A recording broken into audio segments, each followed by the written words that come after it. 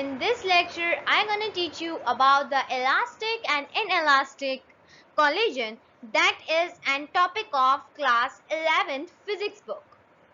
Viewers, the elastic word explains itself. Just suppose two bodies that are collided to each other.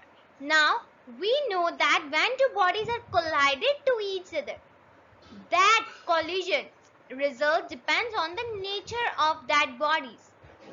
As it is in the elastic collision, when minor bodies like atom to atom, molecule to molecule, or soft body to hard body are collided to each other, the momentum can be changed or can be same, but the kinetic energy also remains same or always remains same. Or we can say that in elastic collision, the kinetic energy is conserved.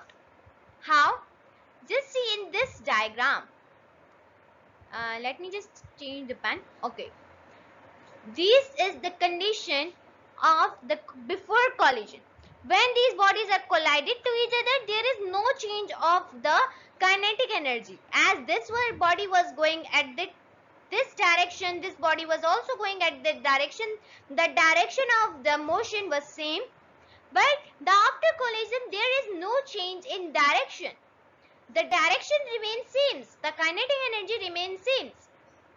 So we're gonna say that this is the elastic collision. But in inelastic collision, the direction changes. The kinetic energy changes.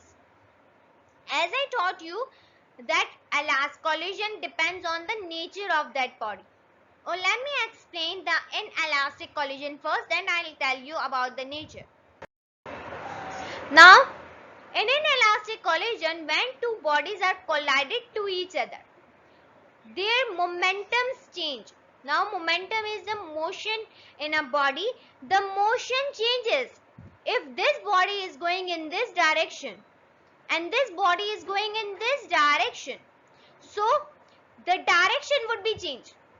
And we know that when hard body is collided to hard body, there will be a heat energy produced, and that heat energy will produce kinetic energy. So we're gonna say the kinetic energy here is changed.